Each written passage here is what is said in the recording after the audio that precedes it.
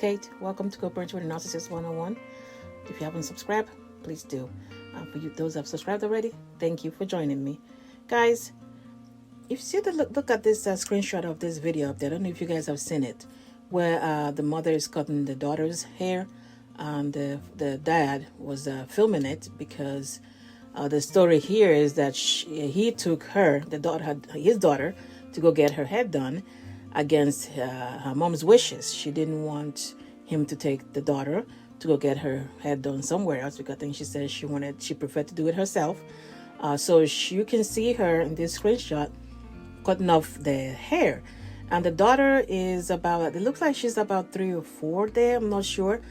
And in the video, which, I didn't want to post that, she was crying the whole time. And she just got her hair done. She put little beads on it. And the mother was busy saying, I don't care. Well, when the dad was asking her, look at your daughter, she's crying or something like that. And she said, I don't care. And she kept cutting and she cut all of it, cut off all the braids off, And her, she accused the guy, which, the girl's father, that, he's a social media father who shows up every other 3 weeks or whatever it is, and take pictures with the kids and put it up, put it up, social media dad, and doesn't show up again or something like that. So, and that's what she doesn't feel he's doing all this for show.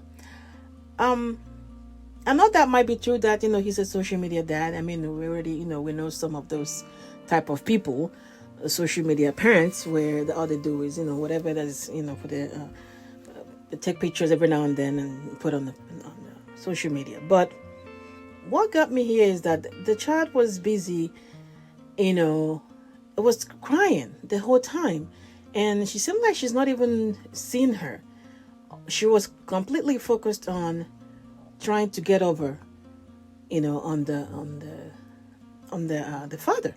So the whole time this little girl was crying, she did not say anything. She tried to console her. She didn't tell her anything. She was busy going snip, snip, snip with the scissors, and the braids falling all around her feet. That's how that little girl was looking. Because in the video, you will see her looking around, as these things are falling up. Guys, this is one of those times where everybody that is co-parenting with any type of person, and I don't know who this guy is, if he's a narcissist or she is a narcissist, I don't know who is who. But this is where this should apply to everybody. If you're co-parenting or raising children with anybody, that the love you have for the kids should always, at every single time, trump whatever it is you feel for the other person. In that case, it should trump whatever you feel for the narcissist.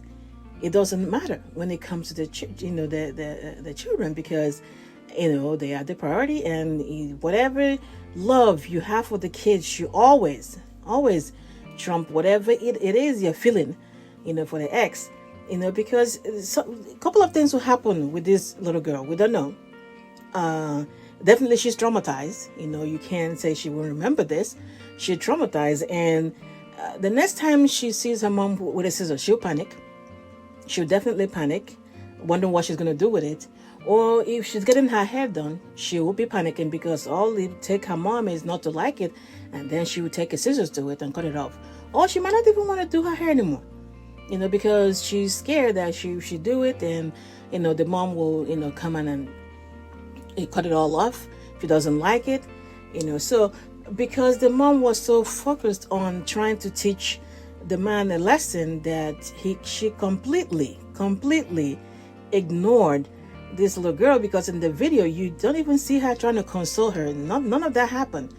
She just was zeroed in, was telling the guy, I told you not to take her. I told you not to take. And she went on, kept cutting the hair, and all those braids, were on the ground, And this little girl would never be able to process that the anger that day of what her mom did wasn't directed at her, because we know, like I said, we know some adults that still have trauma from things that we might even think is minor now, that they're still living with as an adult. There are some adults that are still traumatized by stuff that happened when we were kids, events that some of us might think is minor, but they're still kind of affected by that, even as adults. So this little girl might not be able to process what the mother did that day, you know, I know that the anger wasn't even directed at her, that this was directed at her father, and she happened to be collateral damage that day. And it didn't matter what she or her hair thinks. Her mother was going to cut that hair because it was going to get at the father, who obviously just paid money to get it done. So until she figures it out, until she knows that the anger wasn't even directed at her that day, her mother obviously will look like a monster. That's all she know. It was that monster that showed up and started cutting off my hair with the scissors. That's how she'll be looking at her. She's probably never gonna, like for a while, understand what it is, her reason for doing what she's doing, or that the anger wasn't even directed at her. She just happened to be collateral damage that day. That she wasn't even the target. But until then, her mother will look like a monster that, walking around with the scissors, chopping off head. That's all she's going to remember.